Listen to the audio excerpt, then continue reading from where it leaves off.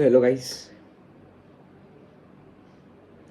making this video after a month and we've lost three bloody games. EFL Cup final gone, FA Cup quarter final gone, and lost against Bournemouth. We're only 6 points clear of Man City and they have a game in hand. Next game we are up against them at the Etihad with this team. So today's video is just probably a consolation video for what I've not uploaded for the past month, and we'll be discussing the key points on Arsenal's journey ahead and probably rage baiting over the losses. So let's start. First of all, Arsenal, they've got to be kidding. We lost against Man City in the EFL Cup final in a game where Man City had no chance of winning, considering they lost 5-1 to Madrid. Okay, we lost the quadruple, we go to the treble. We went to Southampton Stadium. We were high on hopes because we were playing a championship side and we lost 2-1. The one point I did not get on Mikel Arteta's planning was why he'd play Kepa over Raya in two such big games where Arsenal needed to. But okay, let's finish that business and obviously move over it. We now had the Premier League in our hands. We thought Gabriel and Saliba were genuinely the best defenders in the world, but they are absolutely bad. Absolutely bad. They played very good in the first 70 to 75 minutes. In the last 15 minutes, we were absolutely clueless with our defense. Lost to Bournemouth at home 2-1 with the A team we have. I think there are a lot of players we really require at the moment, such as Julian Timber is a very, very big player. We need him to perform, need to come back in the team after the injury. Bukayo Saka, though he is a bit mid, honestly, and not the kind of guy I would play over Downman because Downman is playing very good. But again, Saka has that kind of charisma and aura on the pitch, I think, which drives Arsenal crazy and gets these attacks and crosses going in. So that's why these two players I feel are pretty important. Key missing out was Martin Odegaard, though only a version of his past. He's the kind of guy who'd like keep the possession with himself, get the attacks going, get the midfield flowing with that fluidity he has, and he gets on the pitch to Arsenal to like drive the team to get another goal or just go on and play some attacking football. Tomorrow's game at the Etihad, I do not have any hopes. I'll be frank.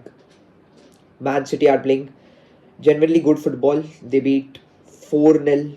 They beat Liverpool 4-0. Beat Chelsea 3-0. And it just seems as if Arsenal's current form is not even close to Man City's confidence as well, considering they are playing such high and elite level of football. I feel tomorrow the best outcome we could get is probably a draw at the Etihad to just delay the happenings of other matches. If we do get a win, that's probably the league set for us to win. We cannot bottle it from there.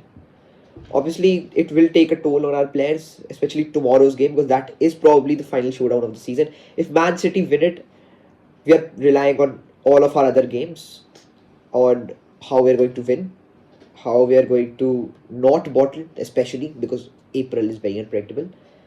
And we are also relying on Man City's games and especially Man City's goal differential, because if Man City's goal differential is higher than us and we end up on the same points, it will be a fourth season in a row where we bottle the league.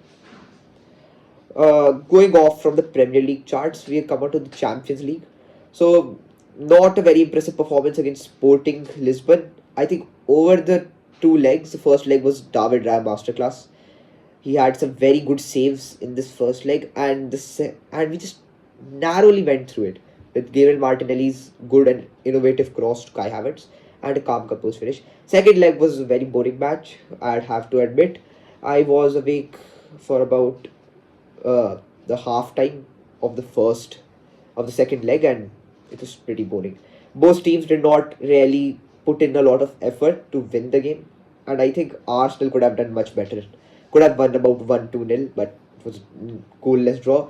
The better game was obviously Bayern versus Madrid, which I was watching for about 60 minutes and then fell asleep because the European games start at 12:30 in the night in India. So obviously Arsenal's journey ahead is against Atletico Madrid. Atletico Madrid obviously is the kind of team that tests the patience of any team's players. So Arsenal have got to get their heads straight, move on, and look on to the match one game at a time, and probably get their attack a bit more innovation, etc. I think Martin Odegaard needs to get fit because he's going to be an integral player against Atletico Madrid, because you want someone very authoritative in the midfield against a team like Atletico, and our defense has got to be in their right state of mind to play a good game, because our defense is not really good. Our defense, the tactics are just not on to the point, and I think we are doing nothing without having a good team with good mindsets and ideologies. I think at the end, we might go out in the Champions League against Atletico Madrid, as I have no expectations from this Arsenal side. But again, we will continue to hope for the double. If we do somehow beat Atletico Madrid in the Champions League semi-finals, we'll have to pull off a miracle against PSG or Bayern, because that those two teams are clinical, great form, great players.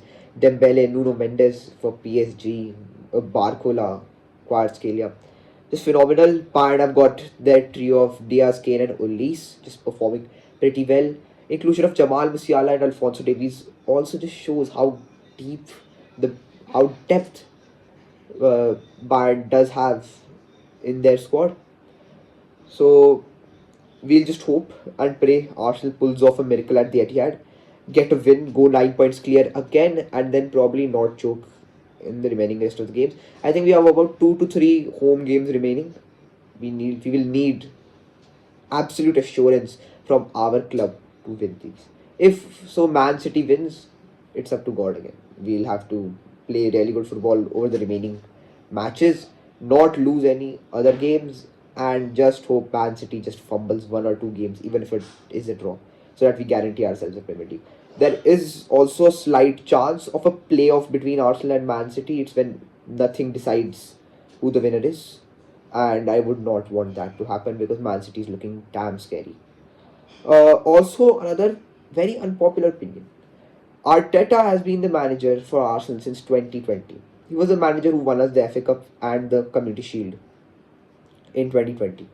But I feel Arteta, even though he's got Arsenal on level where they're competing for the title, where they're playing Champions League every season, uh, and excluding all our past losses and experiences of coming fifth, sixth, or even eighth and below 10th in the league, I think Arteta and his tactics really do not click with the team. I think his tactics of just defending the ball and keeping it with himself is somewhat boring and somewhat not nourishing the full potential of the team itself. So I feel Arteta has got to come and get some better tactics for tomorrow's game, because I think it would be a slaughter of Arsenal if we play with the same tactics against very informed Haaland, Cherki, and other great Man City players. At the end, Arsenal would require some great will to win any trophy, or else if we are playing the same level of football which we've been continuing to do so in the past few weeks, I'm sorry, but we're going trophyless again for the fourth season. Thank you.